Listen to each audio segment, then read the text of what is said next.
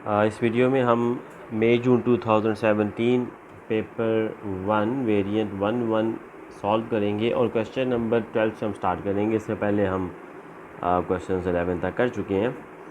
So the ages of guest at a family party were recorded, the result are summarised in the table. आपके पास ये जो table है ये आपको एजेस बता रहा है ईयर्स में गेस्ट्स की जो किसी पार्टी में आए। अब अगर आप इस टेबल को देखें तो इसमें आपके पास जो एजेस हैं वो 5 to 10, उस ग्रुप में जो फ्रीक्वेंसी है वो पी है, ये आपको मालूम करनी है, पी ऑब्वियसली। फिर जो नेक्स्ट आपके पास क्लास 10 से 20 तक की है उसमें 18 लोग हैं। नेक्स्ट क्लास 20 to 30 में आपके पास 14 लोग हैं और नेक्स्ट क्लास में 30 to 50 के बीच में क्यू लोग हैं। ये आपको मालूम करनी है क्यू। बेसिकली आपने पी और क्यू की वैल्यू फाइंड करनी है। अब यहाँ पे अगर आप क्लास इंटरवल देखें, ये क्लास विड्थ की बात मैं कर लूँ तो यहाँ पे क्लास विड्थ 5 की है। 5 to 10 में क्लास विड्थ 5 की है। 10 to 20 में क्लास विड्थ 10 की है। 20 to 30 में क्लास विड्थ 10 की है और 30 to 50 में आपकी जो क्लास विड्थ है वो 20 की है। हिस्टोग्राम को देखें तो ये हिस्टोग्राम आपके पास बना हुआ है frequency density on the Y axis while ages on the X axis. अगर आपके पास क्लास विड्थ यूनिफॉर्म ना हो, जैसे यहाँ पे 5 है, फिर यहाँ 10 है, फिर यहाँ पे 10 है और फिर यहाँ पे 20 है, ऐसे केस में आप फ्रीक्वेंसी डेंसिटी को वाई एक्सिस पे रखते हैं और एक्स एक्सिस पे एजेस को रखते हैं। Know what is frequency density? Frequency density basically होता है frequency over class width. Anyways, question ये है कि आपने फाइंड करना है पी और आपने फाइंड करना है क्यू। अभी मैंने आपको बताया फ्रीक्वेंसी डेंसिटी होता है फ्रीक्वेंसी ओवर क्लास विड्थ। ये हिस्टोग्राम में आपके पास जो क्लास है 5 to 10, इस क्लास की हिस्टोग्राम से आप फ्रीक्वेंसी डेंसिटी की वैल्यू नोट कर सकते हैं। This is 5 to 10। अगर आप इसकी फ्रीक्वेंसी डेंसिटी फाइंड आउट करें तो वो 1 है इस क्लास की, फर्स्ट क्लास की। तो फ्रीक्वेंसी डेंसिटी इसकी 1 है इज़ इक्वल टू फ्रीक्वेंसी इस क्लास की आपके पास p है ओवर क्लास विड्थ आपके पास 5 to 10 5 बनती है। 5 to 10 इज़ जो इन दोनों के बीच में आपके पास डिफरेंस है वो 5 का आ रहा है। यहाँ से p की वैल्यू आपको मिल जाएगी 5 into 1 5। सो p आपके पास 5 होगा। सेकंड केस में उन्होंने कहा था जी क्यू बता दें। क्यू भी आपके पास इसी तरह मालूम करेंगे। क्यू आपके पास जिस क्लास में आ रहा है वो ये क्लास है आपके पास 30 to 50। अब क्लास पे 30 to 50 20 है, ये टॉप पे 20 की क्लास विड्थ है। फ्रीक्वेंसी डेंसिटी का फार्मूला लगाएंगे। Frequency density is equal to frequency over class width. Frequency density कितनी होगी ये हिस्टोग्राम में देखिएगा 30 to 50। आपके पास इस क्लास इंटरवल में फ्रीक्वेंसी डेंसिटी कितनी जा रही है, यहाँ तक जा रही है आपके पास। और यहाँ पे अगर आप वैल्यू फाइंड आउट करेंगे तो ये आपके पास 0.8 निकलेगी। दिस इज़ 0.5, फिर आपके पास आएगा 0.6, फिर आपके पास आएगा 0.7, फिर आपके पास आएगा 0.8 और इस तरह आपके पास फिर 1। तो इस क्लास में आपकी फ्रीक्वेंसी डेंसिटी 30 to 50 की जो क्लास है उसमें आपकी फ्रीक्वेंसी डेंसिटी जो वाई एक्सिस पे है वो आपके पास 0.8 आ रही है। तो frequency density is 0.8 is equal to frequency जो क्यू है।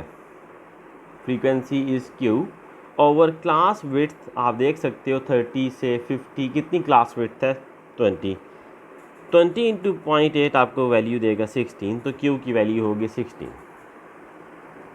Question number 13, evaluate 3/5 - 1/8।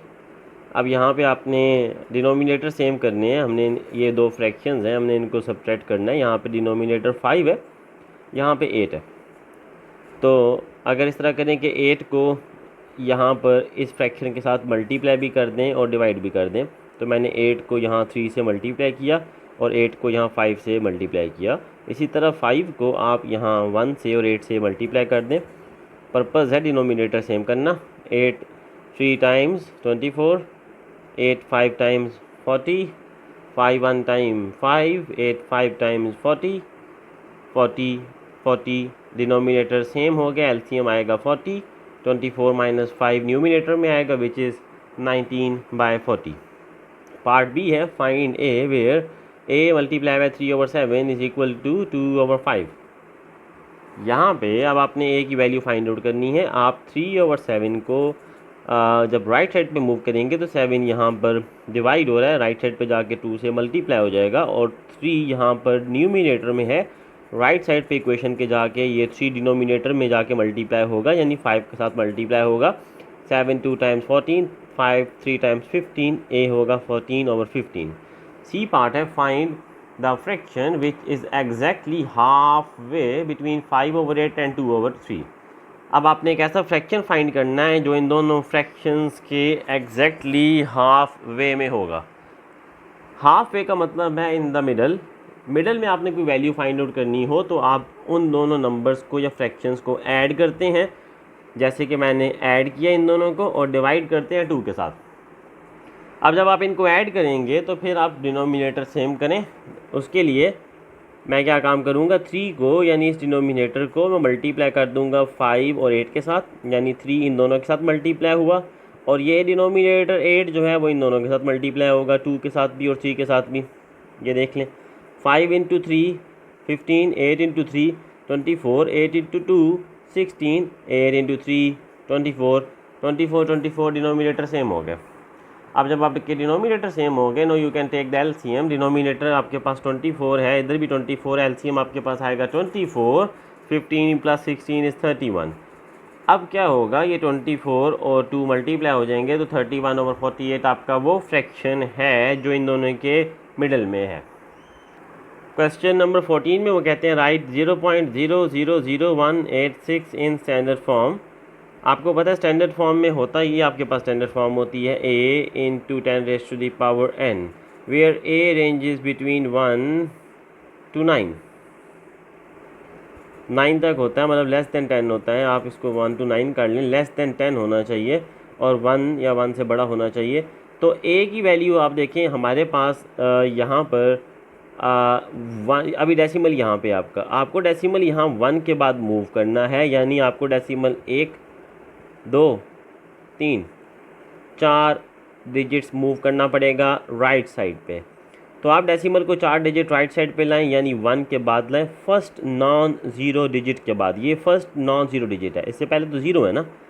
First non zero digit के बाद डेसिमल लगाएं और 10 की पावर जितने आपने डिजिट्स मूव किए हैं 1 2 3 4, 10 की पावर 4 होगी और अगर आप राइट साइड पे मूव करते हैं तो वो -4 होगी। तो आपके पास स्टैंडर्ड फॉर्म है 1.86 × 10⁻⁻4।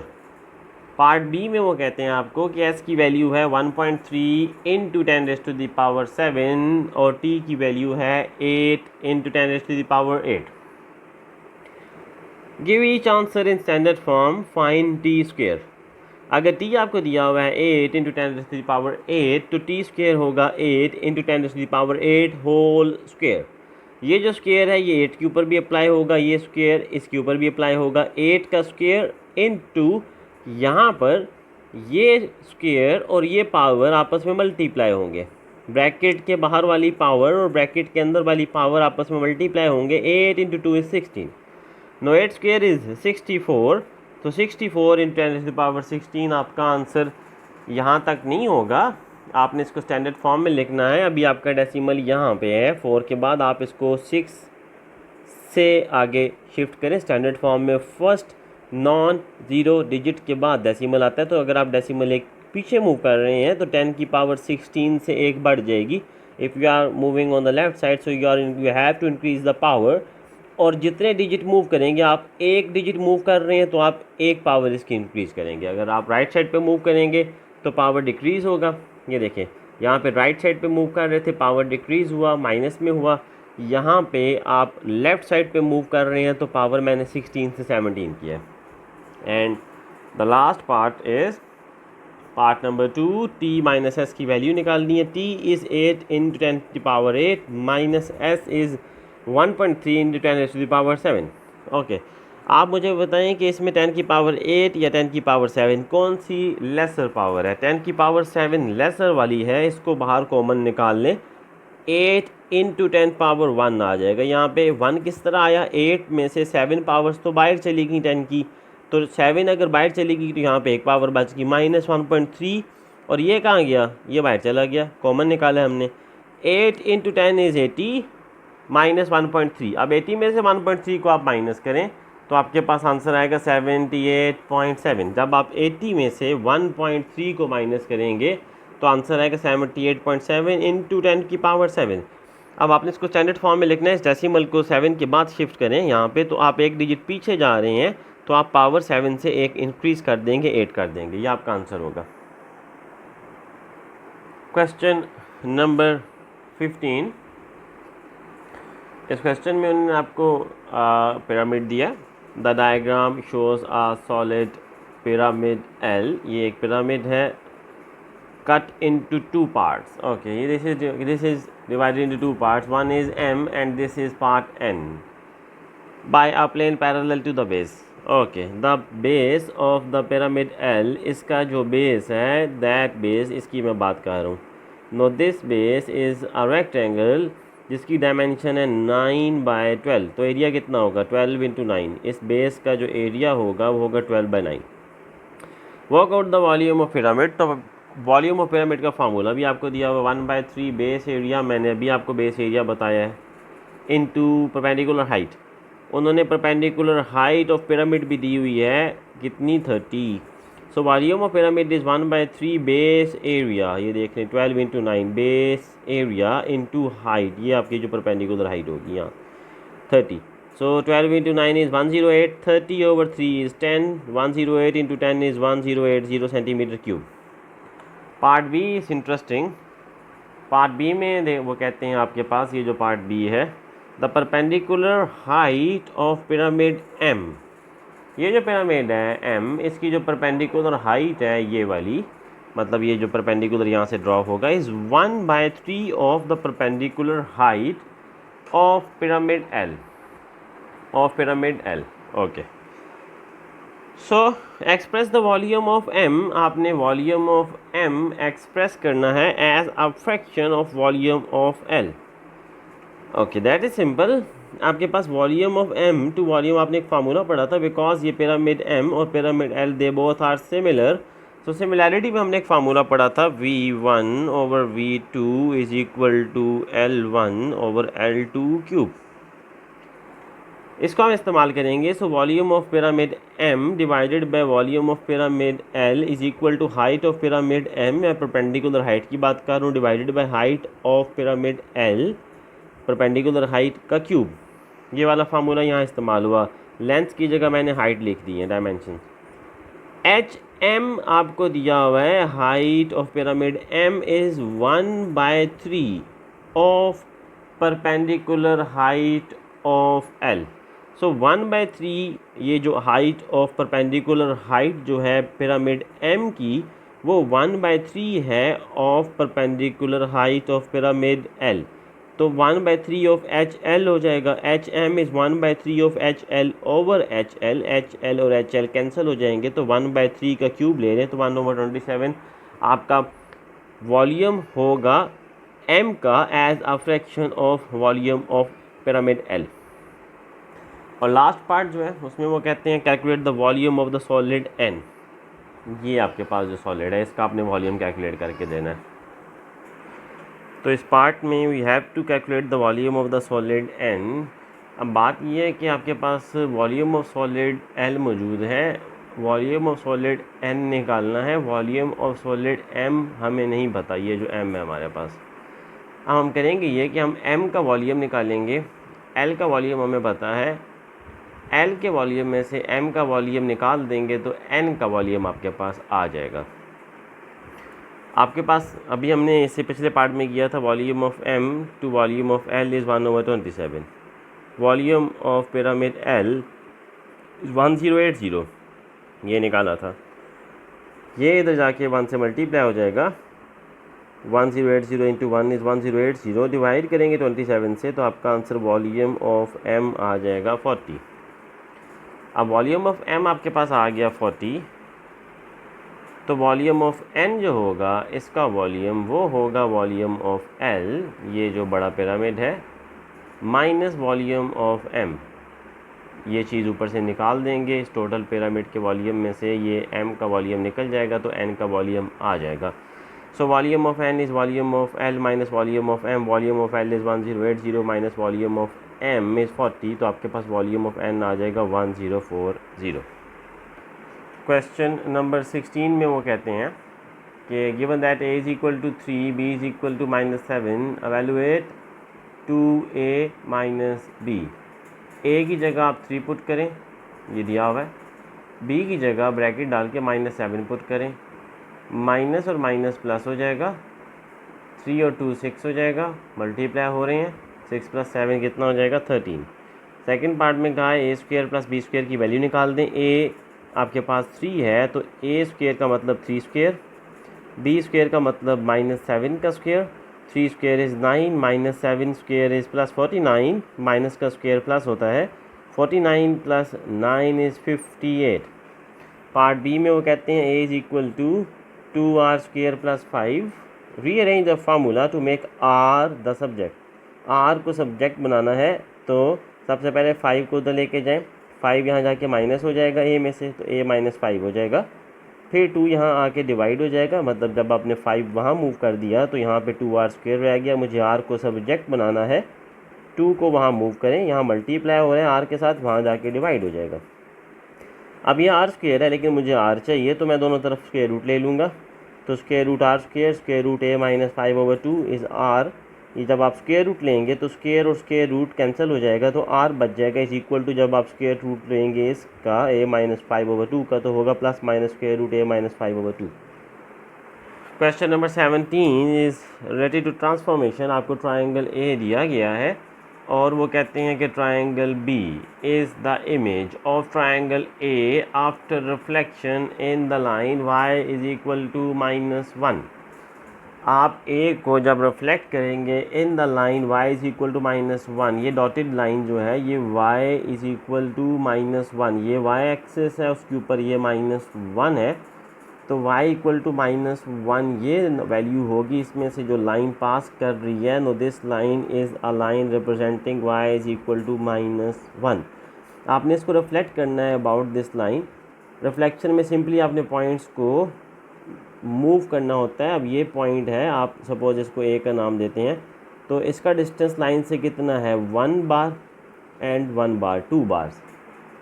तो जितना डिस्टेंस लाइन ऑफ रिफ्लेक्शन से इसका अपवर्ड है 90 डिग्री पे, इसको दूसरी तरफ लेके जाना होता है। 1 बार 2 बार 1 बार 2 बार, ये देखें एंगल भी 90 का बन रहा है, ये 90 का एंगल है।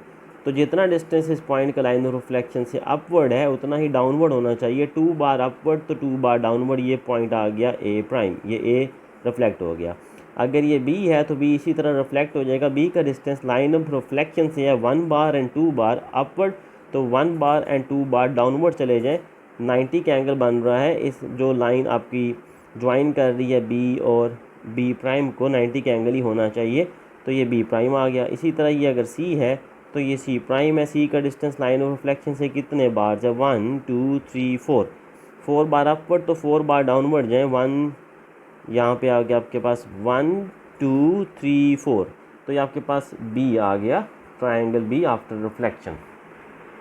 Question number 18 is evaluate 3 power -2। अब आपको पता है कि अगर हम इस 3 पावर -2 को डिनोमिनेटर में लेके जाएं तो ये पावर जो माइनस है ये डिनोमिनेटर में जाके प्लस हो जाएगी। सो 1/3 पावर 2 हो जाएगा, और 3 पावर 2 9 होता है, तो ये आपने एवेलुएट कर लिया इसको। फिर एवेलुएट करना 125 power 2/3। 125 is 5 cube, 5 cube power 2/3, ये 3 और ये 3 कैंसिल हो जाएगा, तो 5² बच जाएगा which is 25। Then you have to simplify 2a² b5/18a4b bracket power 1/2। आप इसको लिखें, सबसे पहले ब्रैकेट के अंदर सॉल्व करें। 2 और 18 कैंसिलेशन होगी, 2 1 ज़ा 2, 2 9 ज़ा 18। a² और a4 की कैंसिलेशन होगी, ये स्क्वेयर नीचे जाके 4 में से माइनस हो जाएगा, 4 - 2 = 2। ये पावर 1 है b की, ऊपर 5 है, ये 1 पावर ऊपर जाके 5 में से माइनस हो जाएगी क्योंकि नीचे इसका साइन प्लस है, ऊपर जाके माइनस होगा। सो 5 - 1 = 4। अब आपने ये जो बाहर पावर है, अंदर आपने सिंप्लीफिकेशन कर ली, इस पावर को आप 1/9 पे भी अप्लाई करेंगे, a² पे भी करेंगे, b4 पे भी करेंगे। ये देखें 1/9 पे भी अप्लाई कर दिया मैंने इस पावर को, 1/a² पे भी अप्लाई कर दिया, b4 पे भी अप्लाई कर दिया। अब 1/9 पावर 1/2, आपको पता है 9 होता है 3², 9 होता है 3²। तो अगर ये 9 को मैं 3² लिखूं तो वो 3² इस स्क्वेयर से कैंसिल हो जाएगा, तो आपका आंसर यहाँ पर आएगा 1/9 पावर 1/2। ये 1/2 स्क्वेयर रूट भी होता है, तो 1/9 स्क्वेयर रूट क्या लें तो वो 1/3 आएगा।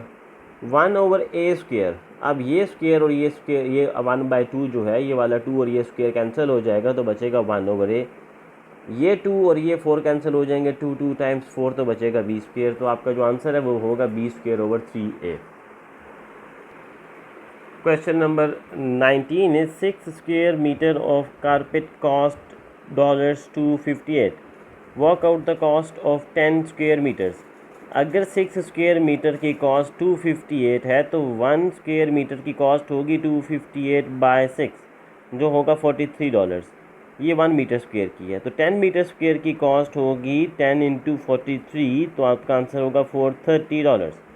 बी पार्ट है अमीन चेंजेस $90 into दिरहम। ये एक्सचेंज रेट आपको दिया गया है, $90 को दिरहम में कन्वर्ट करना है, चेंज करना है। Calculate number of dirhams that Amin receives. सबसे पहले अगर आपने डॉलर टू दिरहम जाना है तो आपको ये पता होना चाहिए कि $1 कितने दिरहम के बराबर होगा। यहाँ पे 1 दिरहम हमें पता है $0.30 के बराबर है, लेकिन मुझे ये मालूम करना है कि $1 कितने दिरहम के बराबर होगा। क्योंकि 1 दिरहम $0.30 के बराबर है, तो यहाँ से मुझे पता चल सकता है $1 कितने दिरहम के बराबर होगा। ये 0.30 यहाँ जाके 1 दिरहम को डिवाइड करेगा, सो $1 = 1/0.30 दिरहम। ये 0.30 वहाँ जाके डिवाइड हो गया, तो $1 होगा 3.3 दिरहम के बराबर। 1/0.3 = 3.34, तो $1 3.34 दिरहम के बराबर है। तो $90 कितने होंगे? दोनों तरफ 90 को मल्टीप्लाई कर दे, 1 × 90 = 90, वाइल 3.3 × 90 = 300 दिरहम। ये आपका आंसर होगा। इसको थोड़ा मैं इस तरफ कर देता हूँ, एक्सक्यूज़ मी फॉर दैट। $1 3.34 दिरहम के बराबर है, ये हमने यहाँ से निकाला था। ये वाली वैल्यू 1/0.3 दिरहम = $1। ये 0.3 यहाँ जाके डिवाइड हो गया था, तो $1 कितने दिरहम के बराबर हुआ? 3.34। और $90 कितने दिरहम के बराबर होंगे? 90 × 1 and 90 × 3.34, so $90 will be equal to 300 दिरहम। पार्ट सी क्वेश्चन नंबर 19 से Saba is filling a tank with water. It takes 20 minutes to fill the empty tank. When the water flow at a rate of 2.4 liters per minute, ये rate दिया हुआ है 2.4 litres पर minute, और कितने time में इस रेट के साथ फिल हो रहा है? इस रेट के साथ 20 मिनट्स लग रहे हैं।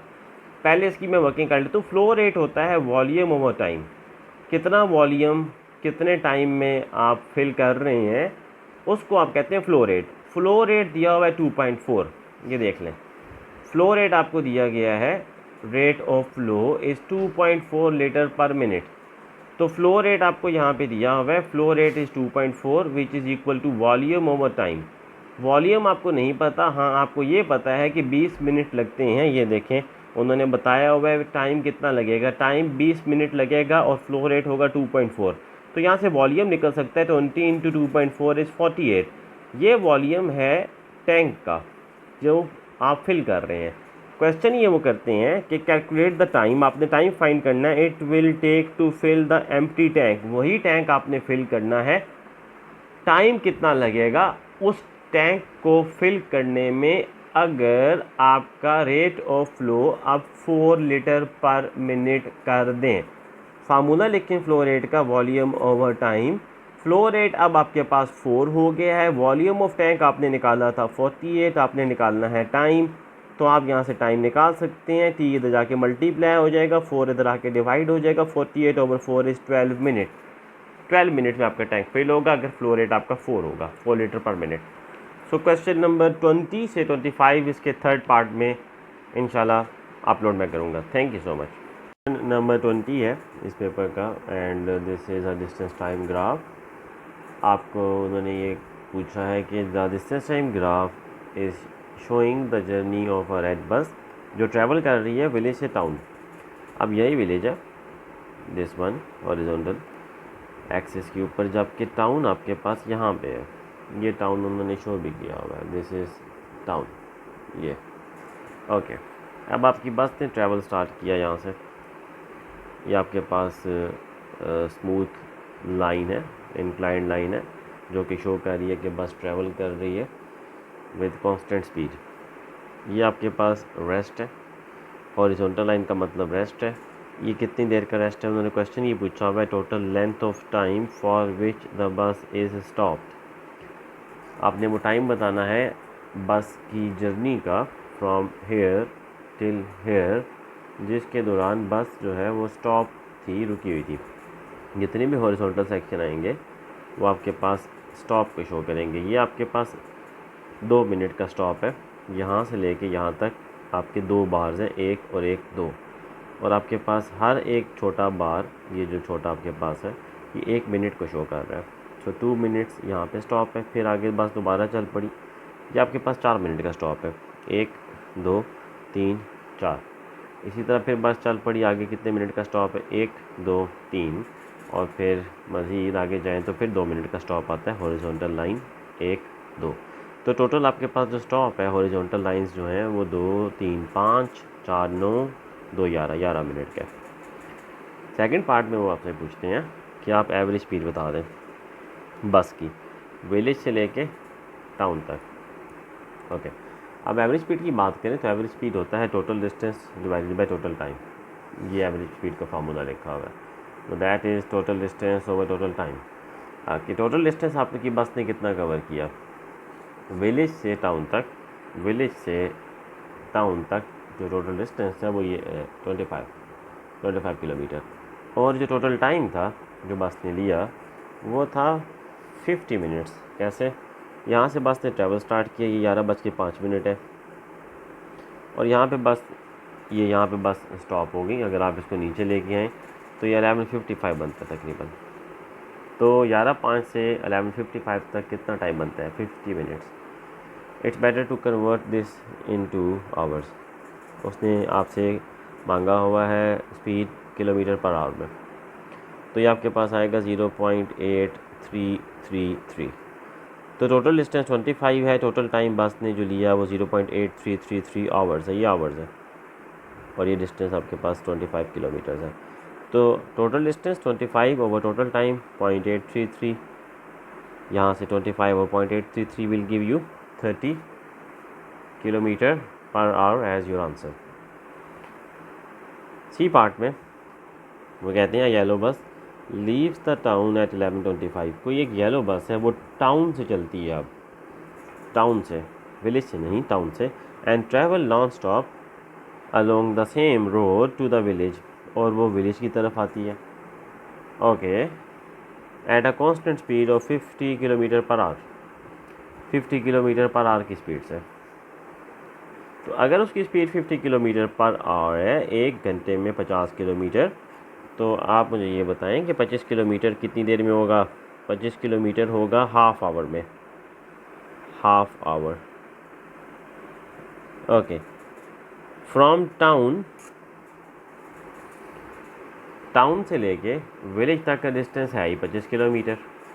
इसका मतलब है कि अगर बस जो येलो बस है वो स्टार्ट करी 11:25 पे, ये देख लें, ये आपके पास है 11:25, तो बस ने स्टार्ट की 11:25 पे, और क्योंकि आपका डिस्टेंस है ही 25 किलोमीटर और वो 25 किलोमीटर उसने हाफ आवर में करना है according to the given speed.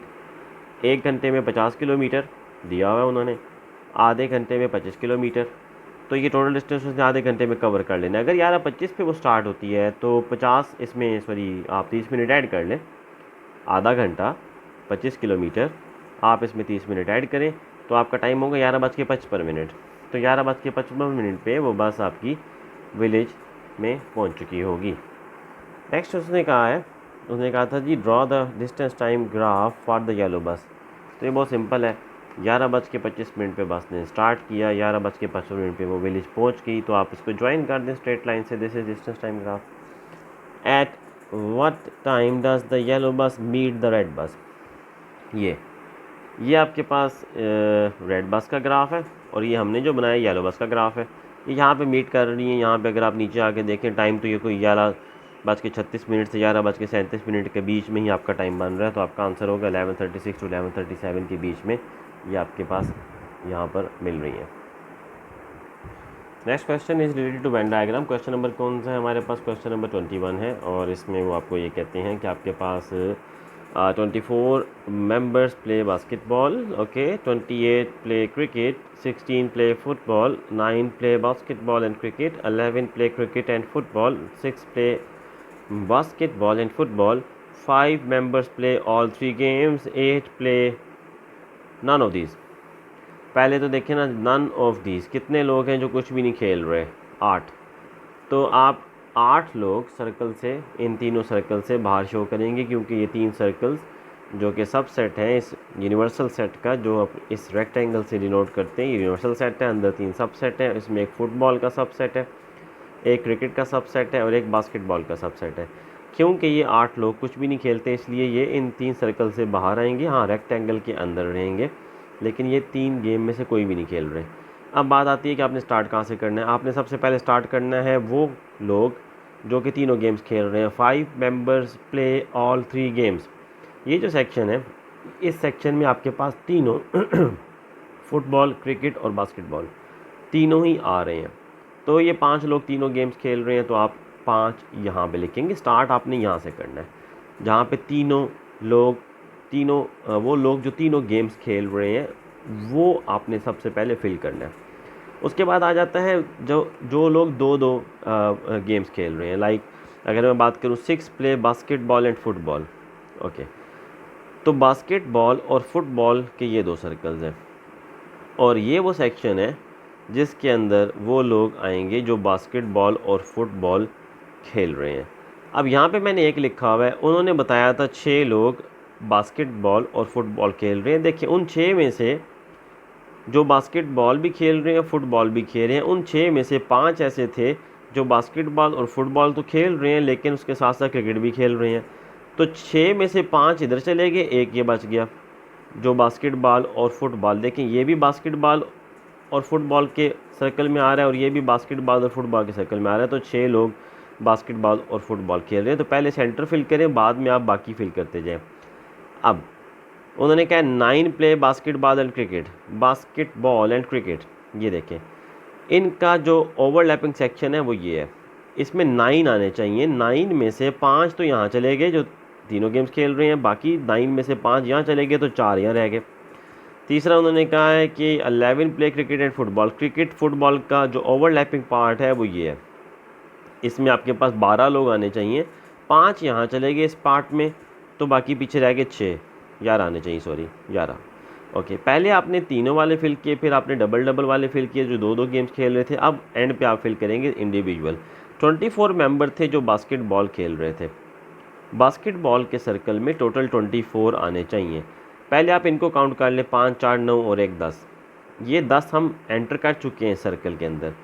तो 24 में से इन 10 को निकाल दें तो पीछे 14 रह जाएंगे जो सिर्फ बास्केटबॉल खेल रहे हैं, 28 ऐसे थे जो कि क्रिकेट खेल रहे थे।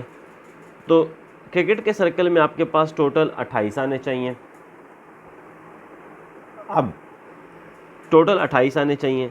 28 में से 6, 5, 11 और 4, 15 लोग तो यहाँ पे हैं। तो पीछे 28 में से अगर 15 यहाँ आपने एंटर कर दिए तो पीछे कितने रह जाएंगे यहाँ पे? 28 minus 15 will give you 13। 28 minus 15 will give you 13। 13 लोग सिर्फ क्रिकेट खेल रहे हैं। और आखिर में रहेगी बात फुटबॉल वाली। तो फुटबॉल में कितने लोग थे हमारे पास? फुटबॉल में आपके पास 16 लोग थे, यानी इस सर्कल में आपके पास 16 लोग होंगे। 16 में से 6, 5, 11 प्लस 1 12, 12 लोग तो ये है। और पीछे 16 में से 12 अगर यहाँ आ गए तो पीछे 4 यहाँ रह जाएंगे जो सिर्फ फुटबॉल खेल रहे होंगे, सिर्फ फुटबॉल खेल रहे हैं। फिर वो पार्ट 2 में कहते हैं hence work out the total number of members in the club. Total number of members in the club. तो दैट इज़ सिंपल। ये जितने भी सर्कल में आपके लोग आ रहे हैं इन सबको ऐड कर लें। 6 + 4 10 + 5 15 1 16 4 20 13 33 14 43 and 47. To combine it should be 55. Let's count it again. No, 47 as well as sports club में ये 8 लोग भी शामिल होंगे जो कि इन 3 में नहीं हैं। तो 47 आपके पास फुटबॉल, क्रिकेट और बास्केटबॉल क्लब में है, जबकि 8 लोग इन 3 में नहीं है लेकिन क्लब का पार्ट वो हैं। तो 47 जो इन सर्कल्स में है प्लस 8, तो आपके पास 47 + 8 कितना होगा? 55। तो 55 is the answer. Next part देखते हैं, पार्ट नंबर बी। और इस पार्ट में वो कहते हैं कि in another sports club the number of members playing basketball. अच्छा, जो लोग बास्केटबॉल खेल रहे हैं, जो लोग क्रिकेट खेल रहे हैं और जो लोग फुटबॉल खेल रहे हैं वो उन्होंने यहाँ पे शो किए हुए हैं। ओके, आपने क्या बताना है? ये आपका फुटबॉल का है, ये आपके पास क्रिकेट का है, ये आपके पास बास्केटबॉल का। आपने बताना है n number of elements, n for number of elements in F complement. F complement का मतलब एफ़ को भूल जाएं, एफ़ को काउंट नहीं करना। एफ़ का सर्कल आपका निकल गया, बाकी काउंट कर लेते हैं। 20 + 11 31 + 5 36 + 4 40। Number of elements in F complement are 40। फिर वो कहते हैं find number of elements in F union C intersection B complement. पहले तो आप एफ यूनियन सी देखें कहाँ पे है एफ, या पहले बी कम्प्लीमेंट को देख लें। बी कम्प्लीमेंट का मतलब है बी शामिल नहीं होगा, ये डोंट इंक्लूड बी। अगर आप बी को शामिल नहीं कर रहे तो बाकी लोग ज़रा गिने। ये 16 + 3 19 + 20 39। बी कम्प्लीमेंट का मतलब है वो तमाम लोग, बी कम्प्लीमेंट में ये सारा सेक्शन आ रहा है, ये जहाँ मेरा थंब है इसके अलावा सारा पार्ट आपका बी कम्प्लीमेंट में है, थंब वाला हिस्सा नहीं है। तो जो थंब के अलावा वाला पार्ट है ये वाला, इसमें आपके पास टोटल 39 लोग हैं, ये बी कम्प्लीमेंट का हिस्सा है। अच्छा, ये 39 बी कम्प्लीमेंट का पार्ट है।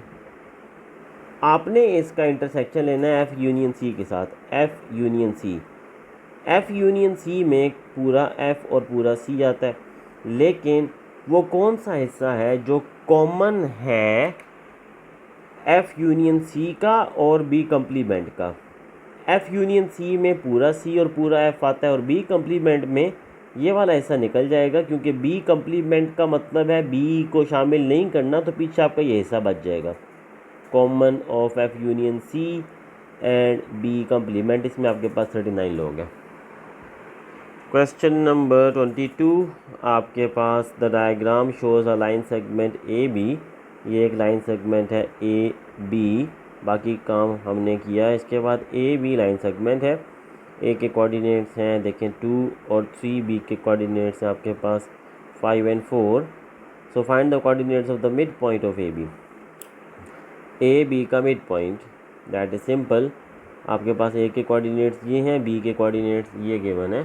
तो जब मिड पॉइंट फाइंड करना है तो x coordinate plus x coordinate यानी 2 + 5 x1 + x2 डिवाइडेड बाई 2 यानी 2 + 5 डिवाइडेड बाई 2, और ये जो y वाले कोऑर्डिनेट्स हैं इनको ऐड करें y1 + y2, ये देखें divided by 2। So 5 + 2 is 7/2 and 4 + 3 is 7/2, 3.5 and 3.5. Now AB is mapped on to CD, part B. AB mapped on to C D by translation -3 1। तो आपका फाइंड करें कोऑर्डिनेट सी के। ओके, ए बी को आपने C D पे transform किया, ए सी पे जाएगा और बी डी पे जाएगा। अब ये ट्रांसलेशन है, ट्रांसलेशन में आपने सिंपल, ये आपके पास ट्रांसलेशन वेक्टर होता है -3 और 1। आपने सिंपल काम करना है, आपने इस ट्रांसलेशन वेक्टर को जब ए में ऐड करेंगे तो वो सी पे शिफ्ट हो जाएगा। ए के कोऑर्डिनेट्स हैं 2 3, ये देख लें ए है 2 3। इसमें आप ट्रांसलेशन वेक्टर ऐड करेंगे तो वो ए शिफ्ट हो जाएगा सी के ऊपर। तो इनको ऐड करें, 2 + -3 इज़ -1, जबकि 3 + 1 इज़ 4। तो सी के ये कोऑर्डिनेट्स होंगे। नेक्स्ट वो कहता है A B is mapped on to F G. Okay, by a rotation of 90 degree and the rotation is in clockwise direction. और सेंटर ऑफ रोटेशन आपको दिया हुआ है 1 4। Find the coordinates of G. हमें जी की कोऑर्डिनेट्स चाहिए और जी पे जाएगा बी, एफ पे शिफ्ट होगा ए रोटेशन के बाद और बी शिफ्ट होगा जी के ऊपर। देखते हैं, पहले तो आप सेंटर ऑफ रोटेशन मार्क करें 1 4। ये देखिए 1 4, ये सेंटर ऑफ रोटेशन है। ओके, अब आपने शिफ्ट करना है बी को जी के ऊपर और रोटेशन आपकी है क्लॉकवाइज और कितनी है 90 डिग्री। तो ये सिंपल है, बी जाना है जी पे, तो बी से आप एक लाइन लगाएं जो कि आपको सेंटर ऑफ रोटेशन से मीट करे, ये वाली लाइन। ओके, और क्योंकि आपने 90 डिग्री पे जाना है तो यहाँ से अब 90 का एंगल ये आएगा, और नीचे की तरफ इसलिए आ रहा हूँ क्योंकि मुझे क्लॉकवाइज जाना है। अगर आप इसको देखना चाहते हैं क्लॉकवाइज किस तरह है, तो ये देखिए, आप सेंटर ऑफ रोटेशन पे अपना बॉल पॉइंट रखें और आप इसको इस तरह रोटेट करें। आपने सेंटर ऑफ रोटेशन यहाँ पे आपने इसको फिक्स कर देना है। तो आप इसको क्लॉकवाइज कैसे होता है, क्लॉकवाइज एरो सामने लगा हुआ है, क्लॉकवाइज या नीचे की तरफ होता है ना, ये इस तरह, ये क्लॉकवाइज है, ये रोटेशन होगी आपकी।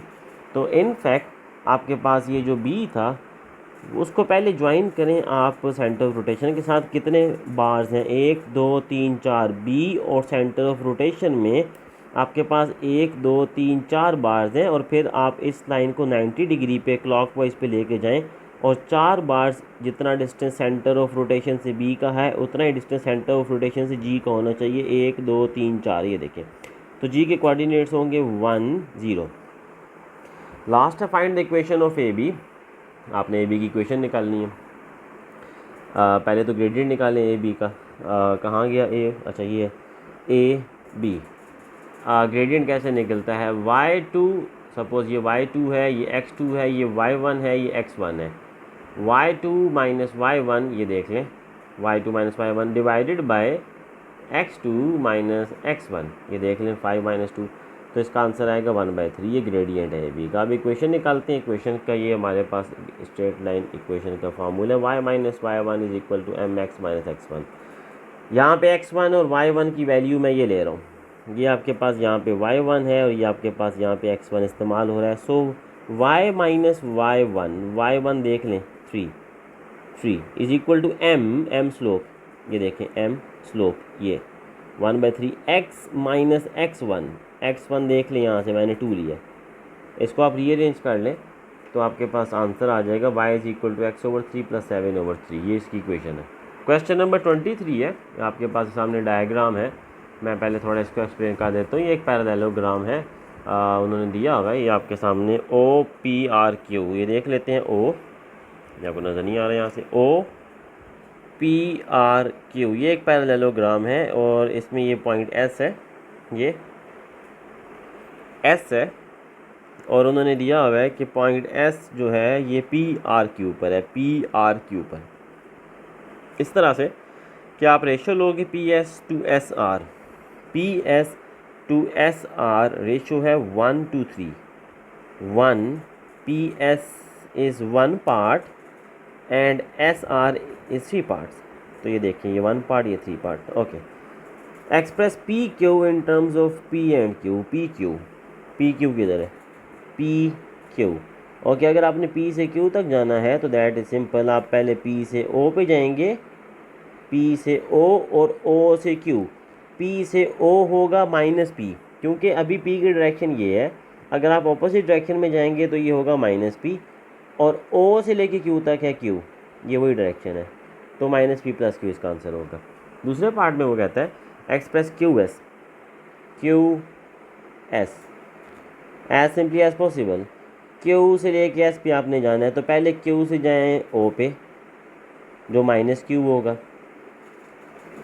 आपने पहले मूव करना है क्यू से लेके ओ तक, फिर आप मूव करोगे ओ से लेके पी तक, और फिर पी से लेके एस तक मूव करेंगे आप जी। ये उल्टा पाथ चला गया, तो ये आपके पास इसका आंसर होगा। देखें मैंने अभी एक्सप्लेन किया, Q O plus O P plus P S, diagram से दिखा देता हूँ। Q S is Q O plus O P plus P S, right. तो क्यू ओ की वैल्यू देख लें यहाँ से, क्यू ओ है माइनस क्यू, देखिए क्यू इस तरफ है, आप जब ऑपोजिट डायरेक्शन में जाते हैं क्यू से ओ तक, तो ये वाली डायरेक्शन है, तो ये माइनस क्यू हो जाएगा, प्लस पी, तो ये देखें नीचे minus Q plus P plus 1/4 Q, ये कहाँ से आया आपके पास, यहाँ से आया ये पी एस उसकी वैल्यू है। पी से लेके आर तक आपके पास ये क्यू है, तो ये टोटल भी क्यू होगा, ये आपके पास टोटल जो है वो क्यू बनता है, क्योंकि ये और ये पैरेलल है। अगर ये क्यू है तो ये भी क्यू है, डायरेक्शन ये है क्यू की ऊपर की तरफ डायरेक्शन है क्यू की।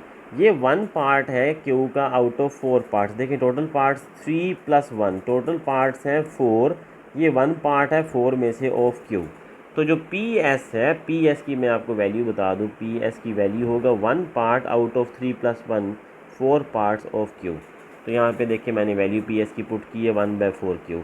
इसको सॉल्व कर लें, आपका आंसर आ जाएगा minus Q plus 1/4 Q plus P, Q Y terms के साथ लिखिए, एलसीएम ले लिया मैंने यहाँ पे, 4 आपका एलसीएम आएगा, 4 × -4 Q plus Q/4 plus P, ये वाला P, -4 Q plus Q is -3 Q/4 plus P. तो ये आपका आंसर होगा इस पार्ट का। पार्ट नंबर जो नेक्स्ट है इसको कैंसिल कर दें, ये जो पार्ट है T is a point on QS, ये T है, ये QS, ये देखिए ये QS है। QS को जब आप एक्सटेंड करेंगे, QS को एक्सटेंड करेंगे तो T आएगा उसके ऊपर, और उन्होंने यहाँ पे बताया हुआ है कि QT जो है, QT वो है 4/3 times QS, QT is 4/3 times QS। इसका सोल्यूशन देख लें, डायग्राम आपके सामने है। ओके, हमें फाइंड करना है Q से लेके T तक, QT को मैं कह सकता हूँ QS प्लस ST। ओके, अब ST कितना होगा, ये उसकी कैलकुलेशन है। मैंने आपको बताया QT है QS प्लस ST, ये चीज़, और ST कितना होगा, ST है आपके पास QT माइनस QS, QT में से QS माइनस करेंगे तो मिलेगा ST। QT कितना है आपके पास, ये दिया हुआ है, ये QT 4/3 QS, तो QT की वैल्यू पुट करें 4/3 QS माइनस QS। अब 4/3 QS की वैल्यू हम निकाल चुके हैं, आई थिंक ये देखें, ये QS की वैल्यू आप निकाल चुके हैं, और ये कितनी आई थी QS की वैल्यू, ये लिखी हुई है, ये -3 Q/4 प्लस पी। तो ये जो QS है इसकी वैल्यू अब मैं यूज़ करने लगा हूँ, ये वाली वैल्यू इधर यहाँ पे, QS की जगह -3 Q/4 प्लस पी, QS की जगह -3 Q/4 प्लस पी। ओके, 4/3 को मल्टीप्लाई करें, 3 से कट जाएगा, 4 से कट जाएगा, 3 से कट गया, 4 से कट गया, बचा -Q। फिर 4/3 P से मल्टीप्लाई हुआ, 4/3 P हो गया, माइनस माइनस प्लस हो गया, 3 Q/4 हो गया, फिर माइनस प्लस माइनस हो गया, P आ गया। अब आप यहाँ पे देखिए -Q प्लस 3 Q/4, Q की टर्म्स को साथ लिख दें, 4/3 P माइनस P को साथ लिख दें, यहाँ से एलसीएम ले लें, 4 × -4 Q प्लस 3 Q/4, यहाँ पे भी एलसीएम आ जाएगा, 4P 3 × P is -3 P/3, LCM ले लिया मैंने यहाँ पे, -4 Q plus 3 Q is -Q/4 plus 4P - 3P is P/3। ये आपके पास वैल्यू आ गई किसकी, ये हमारे पास वैल्यू आई है क्यू टी की, सॉरी ये वैल्यू आपके पास आई है एस टी की, एस टी की वैल्यू आई है आपके पास। ये आपको फाइंड करना था इस क्वेश्चन में पी टी। ये देखें इसने पूछा हुआ है पी टी, पी टी है P S plus s T, diagram से देख लें, P T is P S plus s T, P T is P S plus s T, यही मैंने यहाँ लिखा हुआ है। पी एस हमने देखा 1 आउट ऑफ 4 पार्ट्स हैं, 1 out of 4 parts of q, plus s t की वैल्यू अभी आपने फाइंड की है लास्ट में minus q over 4 plus p over 3, plus ये q over 4 minus q over 4, ये कट जाएगा, आपका आंसर आएगा पी ओवर 3। ये आंसर है आपका पी टी का। लास्ट पार्ट में वो कहते हैं what can you conclude about the point O P T, collinear है O P T, they are on the same line, hence they are collinear। Question number 24, last question इस paper का, solve 6 over x plus 1 is equal to 5 over x minus 3, cross multiply कर देंगे हम इनको, कैसे, x minus 3 6 से multiply होगा, ये देख लें, और एक्स प्लस 1 5 से मल्टीप्लाई होगा, ये एक्स प्लस 1 5 से मल्टीप्लाई होगा। तो ये देखें 5 इंटू एक्स प्लस 1 मल्टीप्लाई करें 6 into x, 6x 6 into minus 3 minus 18, 5 into x, 5x 5 into 1 5, यहाँ से x की वैल्यू आपके पास आ जाएगी 23। सेकंड पार्ट देखते हैं, b part, f x is equal to x minus 3, g x is equal to x square plus 1, उसने क्या f minus 5 बता दें, एफ एक्स है एक्स माइनस 3, एफ माइनस 5 का मतलब है एक्स की जगह माइनस 5 पुट कर दें, एक्स की जगह माइनस 5, एक्स की जगह माइनस 5, माइनस 5 माइनस 3 माइनस 8, ये पार्ट 1 का आंसर है। पार्ट 2 में वो कहते हैं find m given that g m minus 3 17, मतलब इसमें x की जगह जब आप पुट करेंगे m माइनस 3, एक्स की जगह जब m माइनस 3 पुट करेंगे इधर x की जगह और इधर x की जगह, तो आपका आंसर 17 के इक्वल आएगा। तो जी एक्स इसके इक्वल है, x की जगह पुट करें m माइनस 3, एक्स की जगह पुट करना है हमने, यहाँ पे मैंने किया हुआ है, देखें x की जगह m माइनस 3, इस भी x की जगह भी m माइनस 3, ये देखें ये x की जगह m माइनस 3, ये x की जगह m माइनस 3। यहाँ पर आप दोबारा इस फंक्शन को देख लें, ये देखें x की जगह m माइनस 3 और इस x की जगह m माइनस 3, सो हम ये, और ये आपको पता है उन्होंने कहा था ये 17 के इक्वल होगा, दिस इज़ इक्वल टू 17, ये उन्होंने हमें बताया हुआ, ये देख लें, ये चीज़ इन्होंने दी हुई ये वाला कि जी में जब आप x की जगह m माइनस 3 यूज़ करेंगे तो आपका आंसर 17 के इक्वल आएगा। तो मैंने जी में x की जगह m माइनस 3 पुट किया और उसको 17 के इक्वल किया, m माइनस 3 का स्क्वायर है ये, m माइनस 3 का स्क्वायर ओपन कर दें, m square plus 3 square is 9 minus 2m into 3, तो वो 6m हो जाएगा, प्लस 1 इज़ इक्वल टू 17, क्या करना है हमने 9 प्लस 1 10 हो जाएगा, 17 यहाँ आके माइनस हो जाएगा, 10 minus 17 is minus 7, mid term break कर लें, माइनस 7 6 हमें मिड में चाहिए, 7 के फैक्टर कौन कौन से हम इस्तेमाल कर रहे हैं, 7 और 1, ये दो फैक्टर्स होंगे, minus 7 plus 1, minus 7 plus 1 give you minus 6, पहले दो में से कॉमन आएगा m, नेक्स्ट 2 में से कॉमन आएगा 1, तो आपके पास जो आंसर आएगा यहाँ पे वो होगा, जो फैक्टर्स बन रहे हैं m प्लस 1 और m माइनस 7, दोनों को 0 की इक्वल करें, m आएगा माइनस 1, m आएगा 7। ये आपके पास सोल्यूशन है इस पेपर का कंप्लीट पार्ट 2 का। नेक्स्ट वीडियो में नेक्स्ट पेपर सॉल्व करेंगे। Thank you so much.